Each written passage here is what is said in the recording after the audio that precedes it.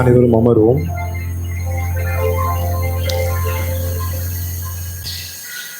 சபையாரே, இன்றும் கூட நமது சபையில் வந்து ஆராதனை நடத்தவும் கடவுளுடைய வார்த்தையை பகிர்ந்து கொள்ள தேவன் கொடுத்த ஈவுக்காக நான் தேவனை முதலாவது சோதரிக்கிறேன். பின்புமாக நமது ஆயர் திரு ராபின்சன் ஐயா அவர்களுக்கும் கமிட்டி அங்கத்தினர் ஒவ்வொருவருக்கும் மற்றும் சைமக்கள் அனைவருக்கும் எனது நன்றிகளை தெரிவித்துக் கொள்கிறேன். செய்திக்கு போறதுக்கு முன்பதாக நம் அனைவரும் கண்களை மூடி ஜெபம் செய்வோம். அன்பின் பரம தகப்பனே, இந்த காலை பொழுதுக்காக நன்றி சுவாமி. அனைவரும் இப்பொழுது கூட உங்களுடைய வார்த்தையை நாங்கள் கேட்க வந்திருக்கோம் சுவாமி. நீர் பேசும் நாங்கள் கேட்கிறோம் சுவாமி. எந்தவித டிஸ்ட்ராக்ஷன்ஸும் ஆண்டவரே தடைகள் வராதபடி நீங்கள் பாதுகாத்துக்கு வந்து நடத்த வேண்டுமா கேட்கிறோம். உண்மை ஆவியானவரின் அசைவடுதல் நீங்கள் காணப்படுறதுக்கு நீங்கள் கிருபத்தாங்க சுவாமி. இயேசுவின் கேட்கிறோம் ஜினல பிதாவே, ஆமென். இன்றும் கூட நான் முன்னாடி இந்த ஆராதனை ஆரம்பத்துக்கு முன்னாடி நான் சொன்ன ஒரு காரியம், இன்று வந்து கிறிஸ்து உயிர்த்தெழுந்த பின் வரும் இது 6வது ஞாயிற்றுக்கிழமை, அதாவது ஈஸ்டருக்கு அப்புறம் வருகிற 6வது ஞாயிறு தான் நம்ம இன்னைக்கு நம்ம இருக்கோம். ஸோ இன்னைக்கு நம்மளுக்கு கொடுக்கப்பட்டிருக்க தலைப்பு என்னன்னு பார்த்தீங்கன்னா, waiting upon the holy spirit, அதாவது பரிசுத்த ஆவிக்காக காத்திருத்தல் அப்படிங்கிற ஒரு தலைப்பின் கீழே தான் நம்ம இன்னைக்கு தியானிக்க இருக்கிறோம். அதுக்கு நம்ம அடிப்படையாக கொண்டுள்ள வேத பகுதிகள், நம்ம வாசிக்க கேட்க வேத பகுதிகள், 3 வேத பகுதிகள் தான் நம்ம வந்து அதை மையமாக வைத்து பரிசுத்த ஆவிக்காக காத்திருத்தல் அப்படின்னா என்ன அப்படிங்கிற குறித்து நம்ம வந்து இன்னைக்கு தியானிக்க இருக்கிறோம். ஸோ முதலாவது இந்த திரித்துவம், நம்ம கிறிஸ்தவத்தில் காணப்படுற திரித்துவம் என்கிற ஒரு தலைப்பு. அந்த திரித்துவம் அப்படிங்கிற தலைப்பு ஒவ்வொரு சபைக்கும் மாறுபடுகிற ஒரு தலைப்பாகவே இருக்கிறது. சிஎஸ்ஐ எடுத்துட்டிங்கன்னா ஒரு மாதிரி திருத்துவத்தை பற்றி சொல்லுவாங்க. ரோமன் கேத்தலிக் ஆர்சி சர்ச் எடுத்துட்டிங்கன்னா, பெண்டகோஸ்ட் சபை எடுத்துட்டிங்கன்னா, அதே மாதிரி பல்வேறு சபைகள் இருக்கிறது. அந்த சபைகளின் விசுவாசத்தை பொறுத்து அந்த திருத்துவம் அப்படிங்கிற ஒரு டாபிக் அது வந்து மாறுது, அதோட அண்டர்ஸ்டாண்டிங் வந்து மாறுது.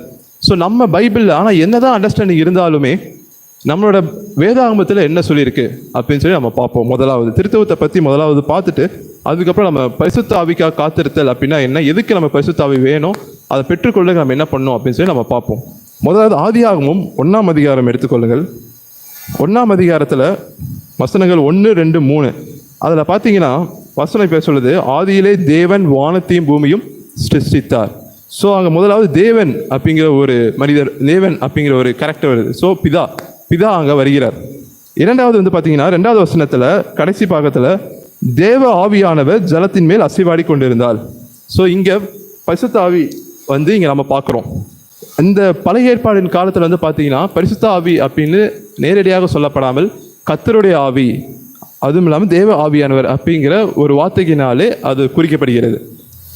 அப்போவே உலகம் உண்டாருக்கு முன்னாடியே அவர் வந்து தேவ ஆவியானவர் ஜலத்தின் மேல் அசைவாடி கொண்டிருந்தார். 3வது வசனம் பார்த்தீங்கன்னா, தேவன் வெளிச்சம் உண்டாக கடவுது என்றார், வெளிச்சம் உண்டாயிற்று. இதை நம்ம எங்கே சம்மந்தப்படுத்தலாங்க?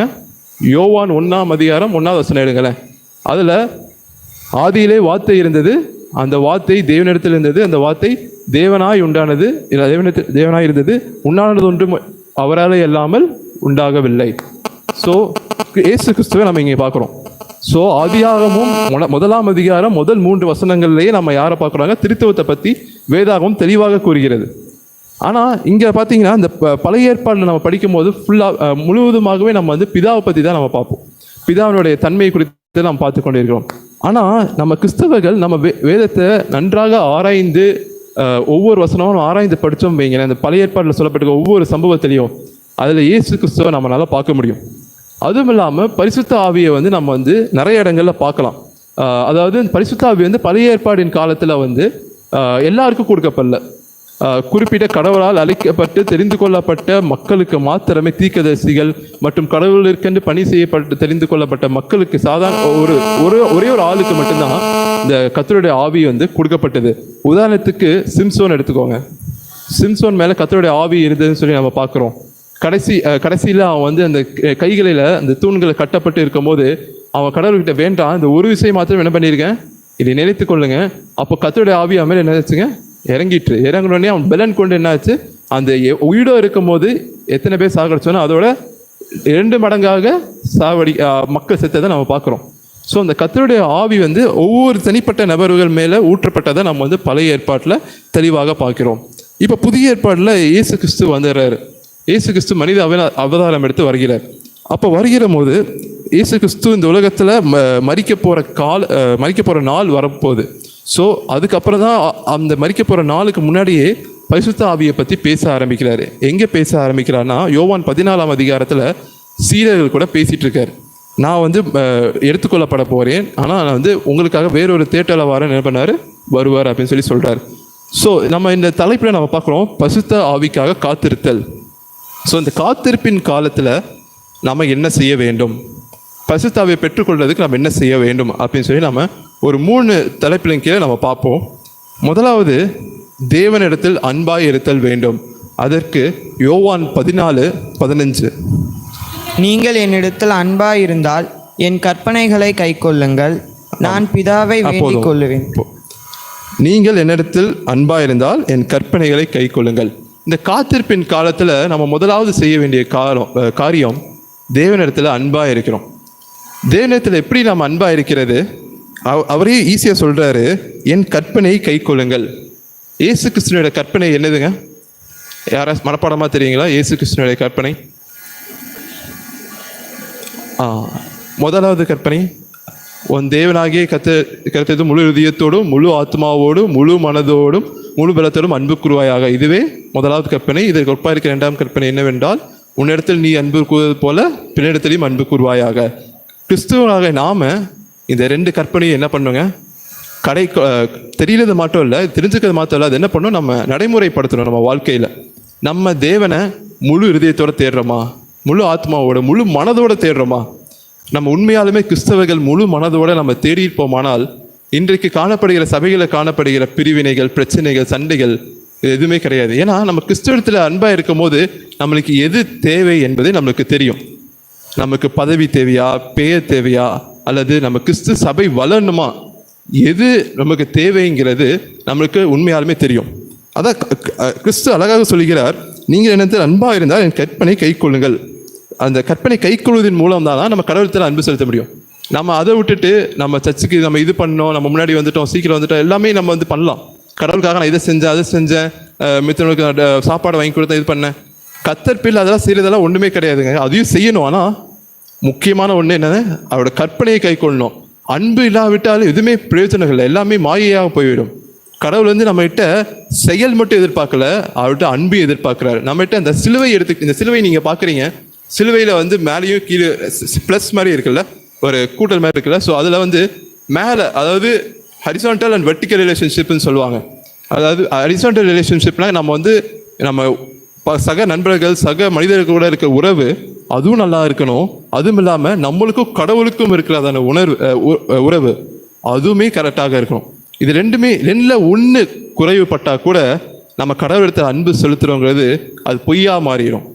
நம்ம சும்மா பெயருக்கு செலவுகளாக நம்ம வாழ்ந்து கொண்டு போயிட்டே இருக்கலாம். ஆனால் கடவுளத்தில் அன்பு இல்லை என்றால் அந்த அன்பு எப்படி தெரியும்? நம்ம வந்து உன்னிடத்தில் நீ அன்பு கூறுவது போல பின்னிடத்திலும் அன்பு கூறுவாங்க. அந்த அன்பை நம்ம காட்டுறோமா? நம்ம பக்கத்தில் உட்காந்துருக்கு, நம்ம வீட்டு பக்கத்தில் இருக்கவங்க நல்ல வேலை கிடச்சிச்சுன்னா நம்ம அவங்கள பார்த்து சந்தோஷப்படுறோமா அல்லது பொறாமப்படுறோமா? வேலை கிடச்சிருச்சுன்னா அதுக்கு நம்ம சந்தோஷப்படுறோமா பொறாமப்படுறோமா? இப்போ கூட 10th 12th மார்க்கெல்லாம் வந்துச்சு, அதில் நம்ம குழந்தைங்க கம்மியான மார்க் வாங்கிட்டு பக்கத்து குழந்தைங்க அதிகமாக மார்க் வந்துச்சு, நம்ம சந்தோஷப்படுறோமா பொறாமப்படுறோமா? அதெல்லாம் தான் நம்ம வெளிப்படுத்துகிறோம் நம்மளுடைய காரியங்கள். நம்ம அவ்வளோ வாங்கிட்டான், அவ்வளோ காசு வாங்குறான், இந்த நல்ல ட்ரெஸ் போட்டு வந்துட்டான், கிறிஸ்மஸ் சமயத்தில், நியூ இயர் சமயத்தில், ஈஸ்டர் சமயத்தில், பண்டிகை சமயத்தில் நம்ம எப்படி செயல்படுறோம், நம்ம மக்கள்கிட்ட எப்படி நம்ம வந்து உறவு கொள்கிறோம் அப்படிங்கிற வச்சு தான் நம்ம தேவனத்தில் உண்மையாக அன்பு கூறுறோமா இல்லையான்னு தெரியும். ஏன்னா தேவனுடைய அன்பு நம்மக்கிட்ட இருந்துச்சுன்னா நம்ம உண்மையாலுமே பொறாமப்பட மாட்டோம், கோவப்பட மாட்டோம், எதுவுமே நம்ம வந்து தப்பாக மித்தவங்கிட்ட புறங்கூற மாட்டோம், நம்ம கூட்டமாக உட்காந்து மித்தவனை பற்றி தப்பாக பேச மாட்டோம். அந்த மாதிரியான குணங்கள் நம்மகிட்ட எப்போ வரும்னா தேவனிடத்தில் அன்பு கூடணும். ஆனால் தான் எப்போவுமே என்னோட செய்திகளில் முக்கியமாக நான் வைக்கிற ஒரு காரியம், நம்மளோட ஃபவுண்டேஷன் கரெக்டாக இருக்கணும், அடித்தளம் கரெக்டாக இருக்கணும். இந்த நம்மளுடைய சபை இவ்வளோ தாங்கி நிற்குதுன்னா அது காரணம் என்னங்க? அடித்தளம் நல்லா போட்டிருப்பாங்க. அடித்தளம் நல்லா போட்டால் தான் எந்த மழை வந்தாலும் புயல் வந்தாலும் அது நிற்கும். ஸோ நம்ம கிறிஸ்தவ வாழ்க்கையில் நம்மளுடைய அடித்தளம் எப்படி இருக்குது? கடவுள்கிட்ட நம்ம பாவங்களை அறிக்கையிட்டு நம்ம ஒப்புரவாகிறோமா? இல்லை அந்த பாவங்களை அந்த அறிக்கையிட்டதுக்கு அப்புறம் கூட திரும்ப அந்த பாவத்தை நம்ம செஞ்சுட்டே இருக்கோமா? கிருபையின் காலம் சொல்லிட்டு நம்மளே ஏமாற்றி நம்ம வந்து கடவுளை ஏமாத்துறோம்னு நினச்சிங்கன்னா அது தப்பு. நம்ம கடவுளை ஏமாத்துறீங்க, நம்மளே தான் ஏமாற்றி கொண்டு இருக்கிறோம். ஸோ நம்ம எப்படி நம்ம கடவுள்கிட்ட இருக்க உறவு எப்படி இருக்கு? நம்ம அன்றாட வேதம் வாசிக்கிறோமா? ஜபம் பண்ணுறோமா? இன்னைக்கு காலையில் எத்தனை பேர் பைபிள் வாசிச்சு வந்தீங்க? அவ்வளோதானா?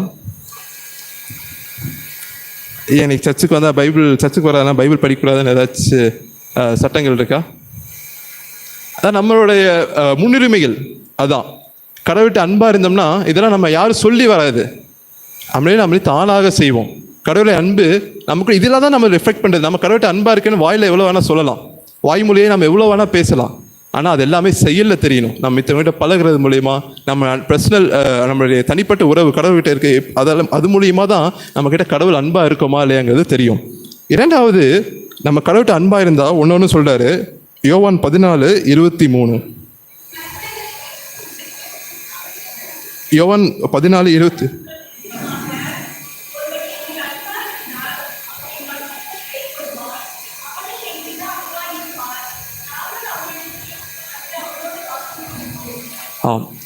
ஒருவன் என்னிடத்தில் அன்பா இருந்தால் என் வசனத்தை கை கொள்வான் அப்படின்னு சொல்லி இருக்கு.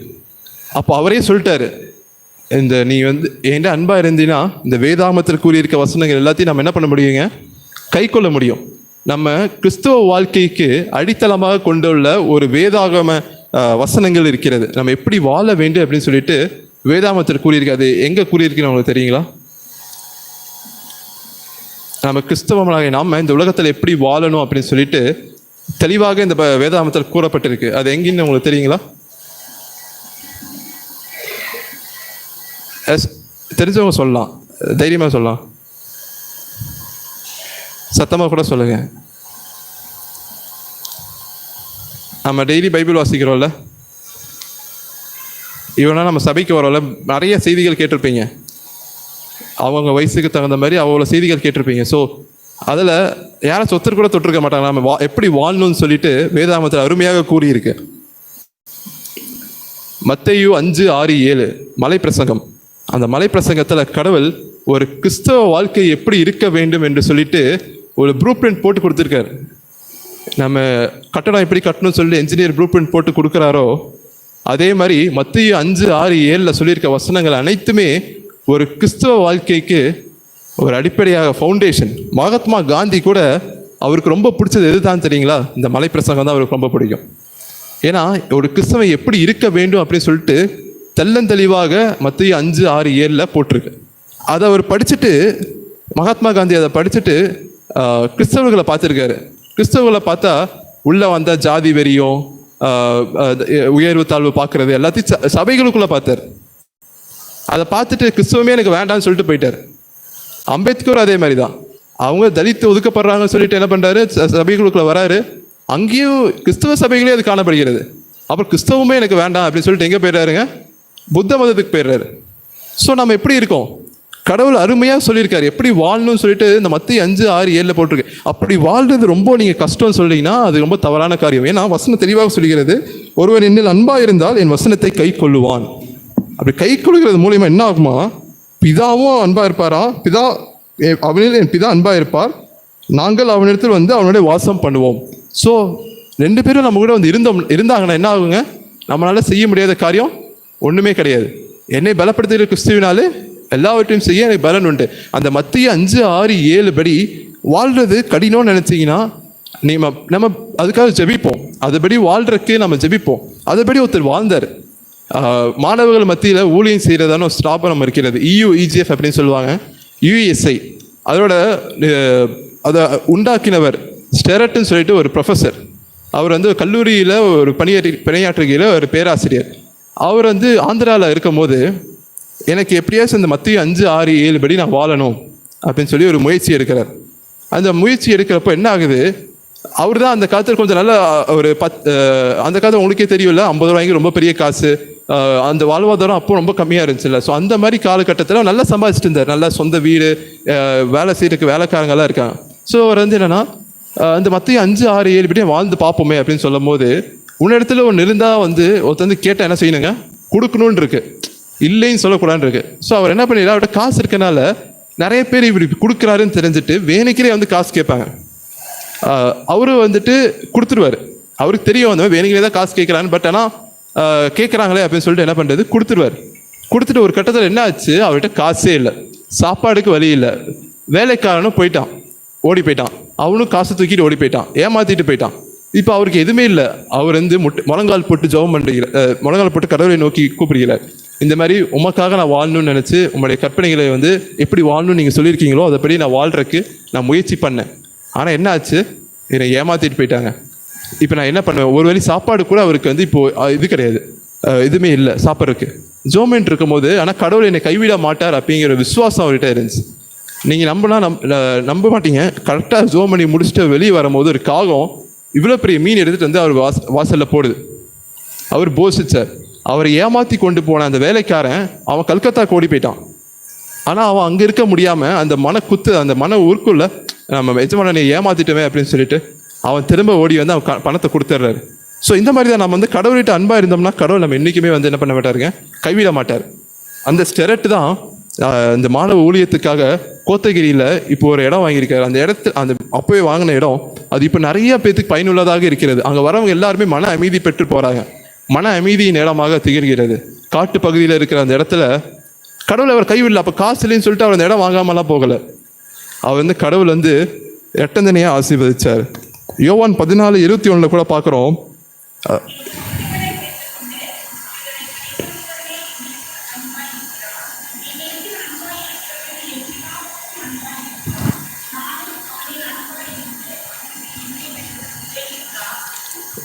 இப்போ கரெக்டாக கடவுள் முடிச்சிட்டார் பார்த்தீங்களா, என் கற்பனைகளை கை கொண்டு அவை கை கொள்ளுகிற இடத்துல அன்பாக இருக்கிறான். கை கொள்ளுகிறவனே என் இடத்துல அன்பாக இருப்பான். சும்மா நம்ம வாய்மொழியாக பேசிகிட்டு இருக்க வந்து என்கிட்ட அன்பாக இருக்க மாட்டான்னு சொல்லிட்டார். கை கொள்ளுகிறவனே, அந்த 2 கற்பனை, அவர் 10 கற்பனை என்ன பண்ணிட்டார், சுருக்கி 2ஆக மாற்றிட்டார். அந்த 2லயே எல்லாமே அடங்கும். ஸோ அதை கை கொள்ளுகிற என் இடத்துல அன்பாக இருக்கா. பிதாவும் என்ன பண்ணுறாரா, அவரிடத்தில் அன்பாக இருக்கிறார்.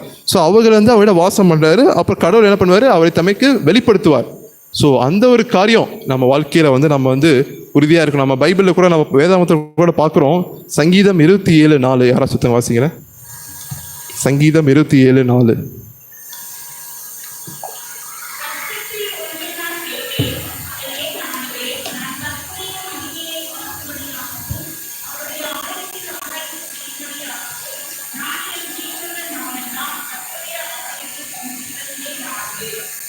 தாவீது ராஜா அவரோட கடைசி காலத்தில் இப்படி சொல்கிறாரு, நான் இங்கேருந்து போனால் கூட உங்களுடைய ஆலயத்திலேயே நான் தங்கி இருக்கணும்னு சொல்லிட்டு இந்த உலகத்துட்டு போனால் கூட அது வாஞ்சிக்கிறேன் அப்படின்னு சொல்கிறார்.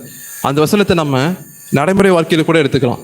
நம்ம இப்போ ஜீவிக்கிற காலத்தில் கூட உம்முடையத்தில் என் ஜீவனுள்ள நாளெல்லாம் கர்த்தருடைய காலத்தில் தங்கி இருப்பதையே நாடுவேன். அந்த ஆலயம் என்பது என்னதுங்க, நம்ம தான். நம்ம சரீரமே அந்த ஆலயம். இந்த ஃபிசிக்கல் இந்த சர்ச்சை அவர் சொல்லலை. நம்ம இப்போ புதிய ஏற்பாடு காலத்தை நம்ம அப்படி எடுத்துக்கலாம். அப்படி எடுக்கும் போது அந்த கிறிஸ்து நம்மகிட்ட இருக்கிற அந்த ஆலயம், கிறிஸ்து நமக்குள்ளே இருக்கும்போது அந்த ஆலயம் என்ன ஆகுதுங்க, பரிபூர்ணம் அடைகிறது. ஸோ அந்த ஆலயத்தை தங்கியிருப்பதை அவருக்குள்ளே இருக்க உறவில் நம்ம நீடித்திருக்கணும். அதையே நம்ம வாஞ்சியாக நம்ம வச்சிருக்கணும். இன்னொரு வசனம் கூட நம்ம படிப்போம். ரோமர் 8:38 மற்றும் 39.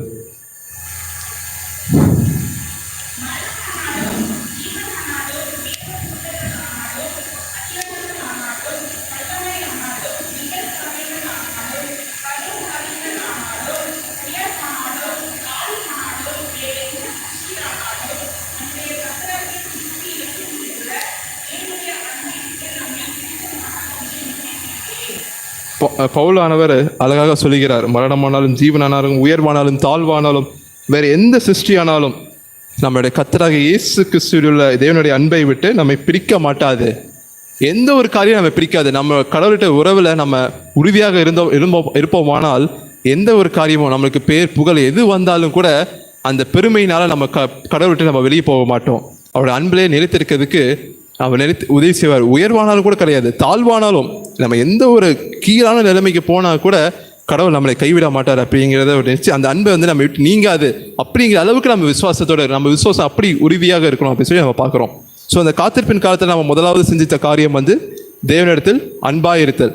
ஸோ 2வது நம்ம பார்க்கலாம், நோக்கத்தை அறிதல் வேண்டும். எதுக்காக நம்ம வந்து பரிசுத்த ஆவியை வந்து நம்ம பெற்றுக்கொள்ளணும், அதுக்கு அடிப்படையாக நம்ம எடுத்துக்கொள்ள வேண்டிய அதிகாரம் அப்போஸ்தலர் எடுத்துக்கலாம்.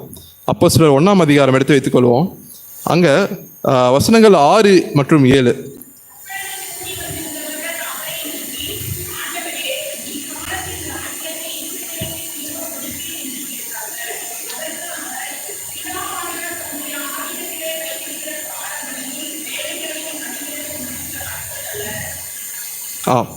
இந்த ஒரு பின்னணியத்தை நம்ம பார்ப்போம். இயேசு கிறிஸ்து ஆனவர் வந்து உயிர்த்தெழுந்த பின் 40 நாள் இந்த உலகத்தில் இருந்தார். உலகத்தில் இருந்ததுக்கப்புறம் அவர் எப்படி வாழணும், எந்த மாதிரி ஊழியம் பண்ணணும் சொல்லி கொடுத்துட்டு இருக்கும்போது கடைசியில் அவர் போக வேண்டிய நேரம் வந்துடுச்சு. அப்போ போகும்போது இந்த காரியங்களாக பேசிட்டு இருக்க பரிசுத்த ஆவியினாலே நீங்கள் ஞானஸ்தானம் கொடுப்பீர்கள் என்று சொல்லி 4வது வசனத்தை நம்ம பார்க்குறோம். நீங்கள் வந்து யோவான் உங்களுக்கு ஜலத்தினால் ஞானஸ்தானம் கொடுத்தா இனிமேல் நீங்கள் வந்து பரிசுத்த ஆவியில ஞானஸ்தானம் பெறுவீர்கள். ஸோ இந்த பரிசுத்த ஆவியை பெற்றுக்கொள்றதுக்கான ஒரு காரியத்தை குறித்து அவர் பேசிக்கொண்டு வந்திருக்கிறார். இங்கே 6வது வசனத்தை சொல்லும் போது இதெல்லாம் சொல்லி முடிச்சதுக்கப்புறம் அவங்க ரெஸ்பான்ஸ் எப்படி இருக்குன்னா, ஆண்டவரே இக்காலத்தில் ராஜ்யத்தை இஸ்ரவேலுக்கு திரும்ப கொடுப்பீர்கள் என்று கேட்டார்கள். ஏன்னா இஸ்ரவேல் ஜனங்கள் வந்து அடிமைத்தனத்தில் முதலாவது இருந்தாங்க, அப்புறம் வந்து சிறைப்பிடிக்கப்பட்டு போனாங்க, முன்னாடி திரும்பி வந்தாங்க. அப்போ ரோமர்கள் மற்றும் கிரேக்கர்கள் வந்து அவங்க வந்து பிடிச்சாங்க. இப்போ பிடிச்சதுக்கப்புறம் அவங்களுக்கு சொல்லி அவங்க ஃப்ரீயாக அவங்க இருக்க முடியல, ஒருத்தர் கீழே தான் அவங்க வந்து இருக்கிறாங்க. ஸோ அவங்க திரும்ப வந்து விடுதலை ஆகணும்னு சொல்லி நினைக்கும் போது மெஸ்ஸியா வருவார், மேசியா வந்து நம்ம காப்பாற்றுவார் அப்படின்னு நினச்சாங்க. ஆனால் அந்த இயேசு கிறிஸ்து மேசியாவாக வரும்போது அவங்க எதிர்பார்த்து மேசியா வந்து பார்த்தீங்கன்னா ஒரு பொலிட்டிக்கல், அதாவது அரசியல்வாதியாக ஒரு எதிர்பார்த்தாங்க, வந்து பிரச்சனை பண்ணி நம்ம வந்து காப்பாற்றிடுவார், சண்டை போட்டு நம்ம காப்பாற்றிடுவார். ஆனால் அவர் அப்படி வரல. அவரோட எதிர்பார்ப்புகளை அவர் என்ன பண்ணிட்டாரு, சுக்குநூறு ஆக்கிட்டார். அவர் வந்து அமைதியாகவே இருந்தார், எதுவுமே ரோமனுக்கு எதிராக எதுவுமே பண்ணல. அந்த மாதிரி இருக்கும் போது இப்போ பரிசுத்த ஆவி வர போறாரு அப்படின்னு சொல்லும் போது அப்போ இவங்க நோக்கம் எங்கே போகுது, இப்போவாச்சும் எங்களை வந்து விடுவிப்பீங்களா, இந்த காலம் வந்துருச்சா அப்படின்னு சொல்லி கேட்கும் போது அவர் சொல்றாரு, நம்ம எதை குறித்து கவலைப்படக்கூடாது அப்படிங்கிற காரியத்தை அவர் சொல்றாரு.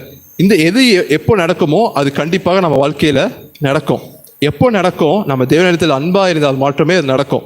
நம்ம முதலாவது பார்த்த மாதிரி. ஸோ இங்கே அதான் 7வது வசனத்தை சொல்றாரு, பிதாவானவர் தம்முடைய ஆதீனத்தில் வைத்திருக்கிறவைகளையும் வேலைகளையும் காலங்களையும் வேலைகளையும் அறிகிறது, உங்களுக்கு அடுத்ததல்ல. நம்ம வாழ்க்கையில் அடுத்த நொடி என்ன நடக்கும், மதியம் என்ன நடக்கும், இரவு என்ன நடக்கும் அப்படிங்கிறது அறிகிறது நம்ம நோக்கம் கிடையாது.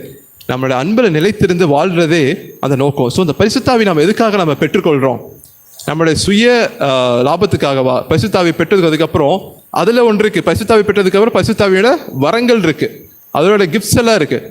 அதில் அன்னை பாஷை பேசுறது, ப்ராஃபஸி சொல்றது, அந்த தீர்க்கதரிசனம் சொல்றது, அந்த மாதிரி காரியங்கள்லாம் இருக்குது. ஸோ அந்த மாதிரி சொல்லி மக்களை ஏமாற்ற கூட்டங்கள் நிறையா நீ பெருகிக் கொண்டே போய் கொண்டு இருக்கிறது. ஸோ அதுக்காக நம்ம வந்து பரிசுத்த பெற்றுக்கொள்கிறோமா அப்படின்னு சொல்லி நம்ம பார்க்குறோம். ஆனால் இங்கே 8வது வசனத்தில் சொல்கிறார், பரிசுத்த ஆவி உங்களிடத்தில் வரும்போது நீங்கள் பலனடைந்து எருசலேமிலும் யூதேயா முழுவதிலும் சமாரியாவிலும் பூமியின் கடைசி படைந்தும் எனக்கு சாட்சிகளாக இருப்பீர்கள். பரிசுத்த ஆவி எதுக்கு நம்மளுக்கு வேணும்? ஆக முன்னாடி நம்ம பார்த்து தேவனிடத்தில் அன்பாக இருந்தால் யார் 2 பேர் வராங்க, பிதாவும் குமாரனும் நம்ம கூட வராங்க. அன்பாக இருந்தால் இங்கே நம்ம பரிசுத்த ஆவி பெற்றுக்கொள்வது மூலியமா நம்ம சாட்சிகளாக இருக்க முடியும். இப்போ மூவரும் நமக்குள்ளே இருக்கும் போது மட்டும்தான் நம்ம வந்து சாட்சிகளாக திகழ முடியும். சாட்சிகள்னா இந்த உலகத்தை நம்ம வாழ்கிற ஜீவியத்தில் வாழ்கிற அந்த வாழ்க்கை, நம்ம சுற்றுப்புறத்தில் இருக்க வாழ்க்கை, நம்ம நண்பர்கள் கூட இருக்க வாழ்க்கை, வேலை ஸ்தலங்கள் இருக்க வாழ்க்கை, எல்லாத்துலேயும் நம்ம சாட்சிகளாக இருக்கணும்னா பரிசுத்த ஆவி நம்மகிட்ட வரும்போது தான். ஸோ நம்ம வந்து சாட்சிகளாக இருக்கணும். மட்டும் இல்லாமல் அவரோட ஊழியத்தை செய்கிறக்கு நம்ம வந்து அழைக்கப்பட்டிருக்கிறோம். யூதேயா முழு நம்ம சும்மா உட்கார நம்ம ஆலயத்தில் இன்னும் நிறைய பேர் வரணும். வந்தவங்களே வர்றதுக்கு பதிலாக நம்ம வந்து என்ன பண்ணணும், நம்ம மித்த பக்கத்தில் இருக்க கூட்டு வரணும், நம்ம ஃப்ரெண்ட்ஸை கூட்டு வரணும், நம்ம சொந்தக்காரங்க எல்லாத்தையும் நம்ம கூட்டு வந்து கிறிஸ்துவை பற்றி அறியாத மக்களுக்கு கிறிஸ்துவை பற்றி சொல்கிறதுக்கு தான் நம்ம அழைக்கப்பட்டிருக்கோம். உங்களுக்கும் எங்களுக்கும் கிறிஸ்து வந்து நமக்காக பிறந்தார், நமக்காக மரித்தார். எதுக்காக? நம்ம வந்து சும்மா உட்காராம மித்தவங்களையும் நம்ம வந்து என்ன பண்ணோங்க, சபைக்கு கூட்டு வந்து அவங்களுக்கு கிறிஸ்துவின் அன்பை என்ன பண்ணோம், உபதேசிக்கிறோம். அதுதான் நம்மளுடைய கடமையாக நம்ம பார்க்க போகிறோம். நம்ம கடவுள் வந்து அதுக்காக நம்ம வந்து அவரையும் வெளிப்படுத்துகிறார், பிதாவானையும் வெளிப்படுத்துகிறார், மற்றும் பரிசுத்த ஆவியும் நம்மளுக்கு என்ன பண்ணாரு, கொடுக்கிறார். அந்த வசனங்களை நமக்கு தெளிவாக பார்க்கிறோம். எபேசியர் ரோமர் 8 மற்றும் 9 வசனத்தை வாசிக்கிறேன்.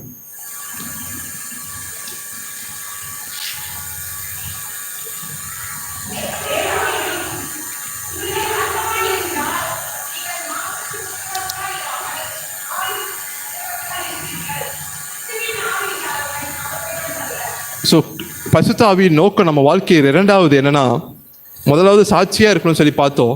2வது தேவனுடைய ஆவி நம்மகிட்ட இருந்துச்சுன்னா நம்ம வந்து மாம்சத்துக்கு உட்பட்டவளாக இருக்க மாட்டோம். நம்மளுக்கு வருகிற சோதனைகள், இந்த உலகத்து காரியங்கள் மூலிமா வர சோதனைகளுக்கு நம்ம என்ன பண்ண மாட்டோம், இடறி விழ மாட்டோம். அது மூலிமா நம்ம என்ன பண்ணுவோம், ஆவிக்கு உட்பட்டவளாக இருப்பீர்கள். ஸோ நமக்குள்ள அந்த பலன் இருக்கும். அந்த சோதனையை மேற்கொள்வதற்கான பலன் பரிசுத்த ஆவி நம்மகிட்ட இருக்கும் போது அதுதான் நம்ம பரிசுத்த ஆவி பெற்றுக்கொள்வதற்கான நோக்கமாக நம்மக்கிட்ட இருக்கணும். அதே மாதிரி கடைசியாக இந்த நோக்கத்தை அறிதல் வேண்டுதல கடைசியாக முக்கியமான ஒரு காரியம் எபேசியர் 3 19 20 21 22.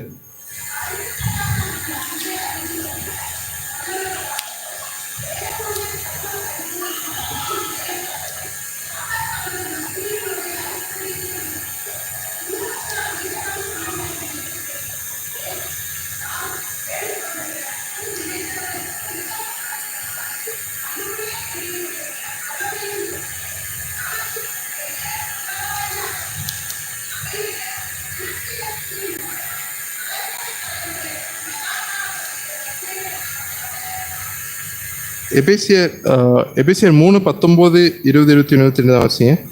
ஸோ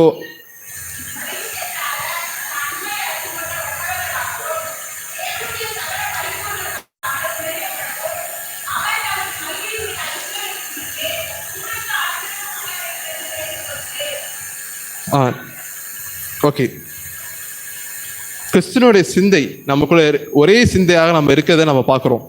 இந்த நோக்கத்தை அறிதல் வேண்டத்தில் நம்ம பரிசுத்த ஆவி நம்ம இடத்துல வரும்போது நம்ம தனிப்பட்ட லாபத்துக்காக நம்ம கிறிஸ்துவை தேடாமல் முதலாவது அவருடைய சாட்சிகளாக நம்ம வந்து அழைக்கப்படுகிறோம்.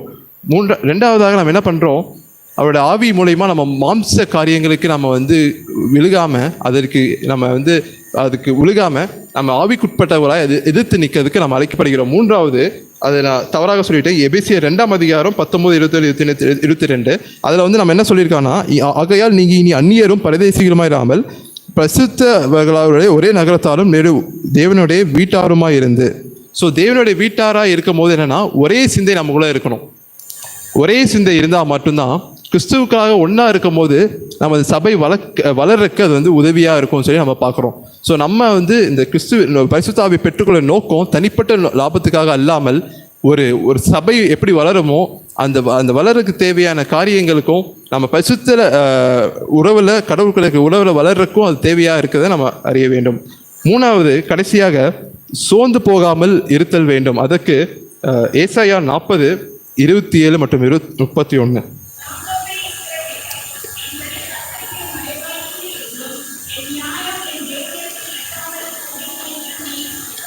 போதுங்க. இப்போ நம்ம 2 காரியங்கள் பார்த்தோம். தேவனிடத்தில் அன்பாக இருத்தல் வேண்டும், நோக்கத்தை அறிதல் வேண்டும். இதுக்காக நம்ம காத்திருப்பின் காலத்தில் செய்ய வேண்டிய காரியங்கள் குறித்து நம்ம பார்த்தோம்.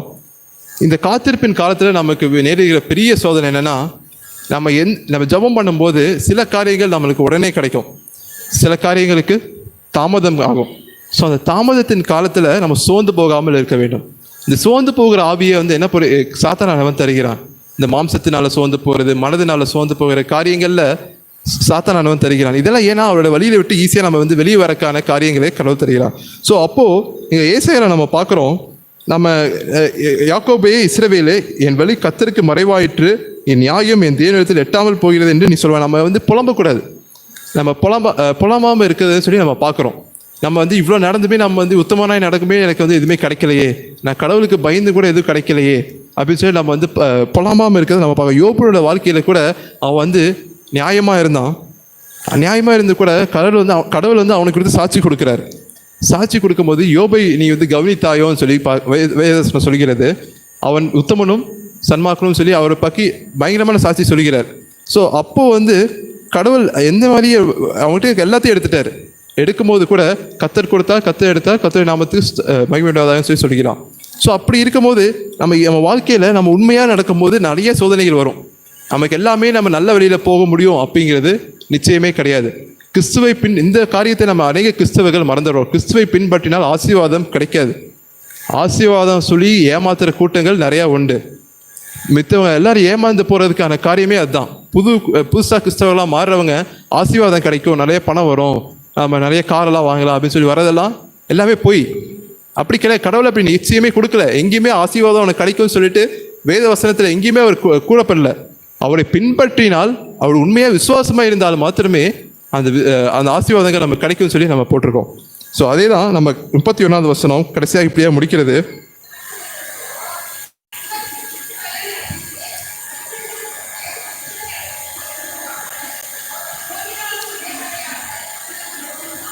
ஒரு நாள் வருங்க நம்ம வாழ்க்கையில். அந்த ஒரு நாள் இந்த கர்த்தருக்காக காத்திருக்கிறவர்கள் புது பலன் அடைந்து கழுகுகளைப் போல செட்டைகளை அடித்து எழும்புவார்கள். அவர் ஓடினாலும் இளைப்படையார்கள், நடந்தாலும் சோர்ந்து போகார்கள். இந்த பரிசுத்த ஆவி நம்ம வாழ்க்கையில் வேணும்னு சொல்லி நம்ம காத்திருக்க நாம அதை பெற்றுக்கொள்வதற்கு நம்ம வந்து பொறுமையோடு இருக்க வேண்டும். நம்ம 3 காரியங்களை பார்த்தோம். நம்ம தேவனிடத்தில் அன்பாக இருத்தல் வேண்டும், 2வது நோக்கத்தை அறிதல் வேண்டும். இதுக்காக நம்ம பரிசுத்த ஆவி நம்ம வாழ்க்கையில் வேணும், அந்த நோக்கத்தை நம்ம அறிதல் வேண்டும். 3வது சோர்ந்து போகாமல் இருத்தல் வேண்டும். இந்த காத்திருப்பின் காலத்தில் நம்ம பெற்றுக்கொள்வதற்கான அந்த காலத்தில் நம்ம எந்த ஒரு பிரச்சனையும் கண்டு உயர்வோ தாழ்வோ எது கண்டாலும் நம்ம என்ன பண்ணக்கூடாதுங்க, சோர்ந்து போகக்கூடாது. ஏன்னா கர்த்தருக்கு காத்திருக்கிறவர்கள் புது பலன் அடைந்து கழுகை போல செட்டைகளை அடித்து எழும்புவார்கள். ஓடினாலும் இளைப்படையார்கள், நடந்தாலும் சோர்ந்து போகார்கள்.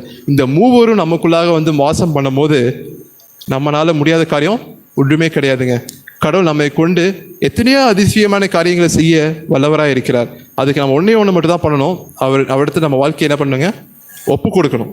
நம்ம ஒப்பு கொடுத்துட்டோம்னா போதும், அவர் வாழ்க்கையை நம்ம எப்படி வேணா, அவர் நம்ம வாழ்க்கையை நம்ம எண்ணி முடியாத அளவுக்கு எடுத்துட்டு போவார். அந்த சரண்டரிங், நம்ம ஒப்பு கொடுக்கறதுல நம்ம இந்த நாளில் நம்ம பண்ணுவோம்.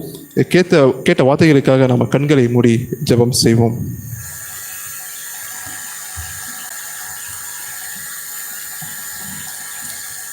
கிறிஸ்தவ வாழ்க்கை என்பது பல்வேறு கஷ்டங்கள் மற்றும் போராட்டங்கள், நிந்தைகள், அவமானங்கள் நிறைந்தது.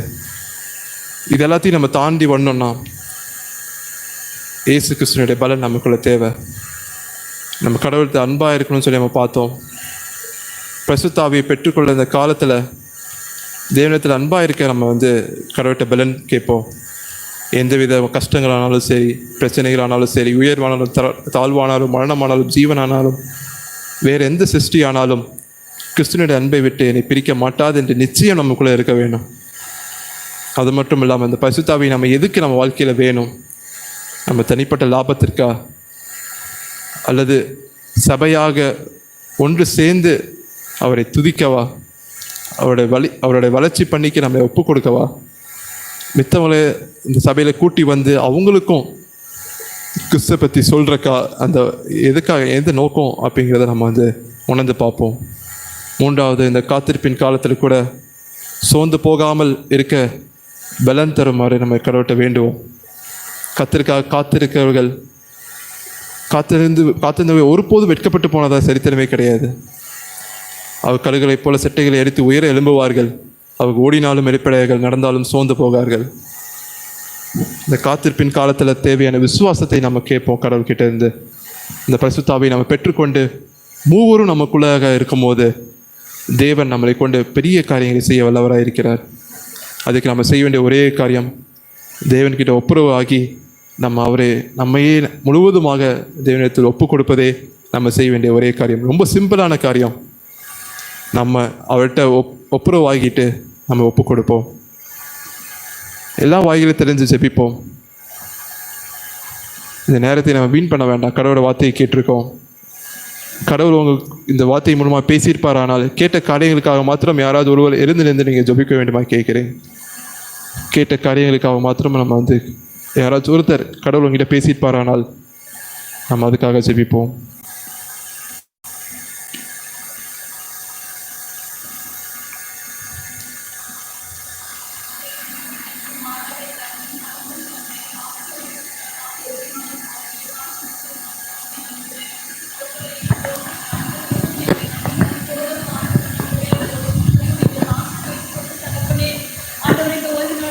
தகப்பனே, ஆண்டவரே உம்மை ஆராதிக்கும்படியாகவும் ஆண்டவரே உம்முடைய வார்த்தை கேட்கும்படியாகவும் நீர் எங்களுக்கு கொடுத்த இந்த ஸ்லாக்கியத்திற்காக நன்றி செலுத்துகிற சுவாமி. ஆண்டவரே, எத்தனையோ பேத்துக்கு இந்த ஸ்லாக்கி இல்லை ஆண்டவரே. ஆனாலும் ஆண்டவரே, இந்த நாளிலும் நீர் எங்கள் ஒவ்வொருவருக்கும் கொடுத்தமைக்காக நன்றி செலுத்துகிற சுவாமி. நீர் எங்கள் மேல் வைத்த அன்பு பெரியது, கிருபை பெரியது, இரக்கம் பெரியது ராஜா. ஆண்டவரே தகப்பனே, ஒவ்வொரு நாளும் ஆண்டவரே எங்களுக்கு ஆண்டவரே இந்த உலகத்தில் எத்தனையோ பொல்லாங்குகள், தீங்குகள், நாசமோசங்கள் வந்த போதிலும் ஏசப்பா எங்களை ஒவ்வொரு நாளும் கிருபையாய் பாதுகாத்து ஆண்டவரே எங்களை வழி நடத்தி சுவாமி. எங்கள் மேல் வைத்த அன்பு பெரியது சுவாமி. இந்த நாளிலும் சுவாமி ஆண்டவரே தகப்பனே, ஆண்டவரே நாங்கள் கேட்ட வார்த்தைகளுக்காக நன்றி செலுத்துகிறேன் சுவாமி. ஆண்டவரே இந்த நாளிலும் சுவாமி நாங்கள் தேவனிடத்தில் அன்பாய் இருக்கிறோம் என்றால் நாங்கள் அப்பா தகப்பனே உம்முடைய கற்பனைகளை கை கொள்ள வேண்டும் என்றும் சுவாமி. இதோ பரிசுத்த ஆவி எங்களிடத்தில் வரும்போது நீங்கள் சாட்சிகளாக இருக்க வேண்டும் என்று ஆண்டவரே, அவர் சோர்ந்து போகிறவனுக்கு அவர் பலன் கொடுத்து கத்தருக்கு காத்திருக்கிறவர்களோ புது பலன் நடந்து கழுகளை போல செட்டகடித்து ஓடுவார்கள் என்று நாங்கள் வசனத்தின் மூலமாக காத்திருக்கிற பிள்ளைகளுக்கு அவர்கள் ஒருபோது சுவாமி அவர் வெட்கப்படுவதே இல்லை. அது ஒரு புது பலனை கொடுத்து அவர் செட்டைகளைப் போல செட்டைகளை அடைத்து கழுகளைப் போல எழும்புவார்கள் என்ற வசனத்தின்படி ஆண்டவரே இந்த நாளிலும் நாங்கள் கேட்ட சத்தியத்தின்படி ஆண்டவரே எங்களோட வாழ்க்கையில் சுவாமி அப்பா எங்களிடத்தில் ஏதாவது குறைகள் இருக்குமானால் தேவரீர் ஒரு விஷயம் மன்னித்து ஆண்டவரே அப்பா எங்களை குறைகளை நாங்கள் கேட்ட சத்தியத்தின்படி ஆண்டவரே நாங்கள் இனி வரும் காலங்களில் நாங்கள் சரி செய்து கொண்டு ஆண்டவரே உம்மிடத்தில் அன்பாயிருந்து உம்முடைய கற்பனைகளை கை கொள்ளவும் சுவாமி. ஆண்டவரே நாங்கள் பரிசுத்த ஆவியுள்ளவர்களாய் இருக்கும் பொழுது எங்களிடத்தில் ஒரு சாட்சியுள்ள வாழ்க்கை வாழ எங்களுக்கு கிருபை செய்யுங்க ஆண்டவரே. ஆண்டவரே நாங்கள் காத்திருந்து ஜெபிக்கிற எல்லாவற்றிலும் சுவாமி நாங்கள் ஆண்டவரே ஒப்பா கழுகளைப் போல செட்டைகளை எடுத்து எலும்புர்களாக எங்களை ஒவ்வொருவரையும் மாட்டுங்க ஆண்டவரே. ஆண்டவரே கேட்ட சத்திய வசனத்துக்காக நன்றி செலுத்துகிற சுவாமி. நீர் எங்களோடு கூட ஆண்டவரே ஆவியானவர் நீர் பேசுனதுக்காக நன்றி செலுத்துகிற சுவாமி. வந்திருக்கிற ஒவ்வொரு திருச்சபை மக்களை ஆசீர்வதிங்க. பார்த்தா இந்த வேத வசனத்தின் மூலமாய் பேசின சகோதர தம்பி ஆசீர்வதியும் சுவாமி. இன்னும் ஆண்டவரே மகனை எடுத்து நீங்கள் பயன்படுத்துங்க ஆண்டவரே. ஆண்டவரே எங்களோட வாழ்க்கை கேட்ட சத்தியத்தின்படி எங்கள் வாழ்க்கையில் நாங்கள் அப்பியாசப்படுத்த எங்களுக்கு கிருபை செய்யுங்க அப்பா. வந்திருக்கிற ஒவ்வொரு திருச்சபைக்கும் இது பிரயோஜனமாக இருக்க கர்த்தர் கிருபை செய்யுங்க. சகல துதி கன மகிமை உமக்கே செலுத்துகிறோம். இயேசுவின் நாமத்தில் ஜெபிக்கிறோம் ஜீவன் நல்ல பிதாவே, ஆமென். ஆமென்.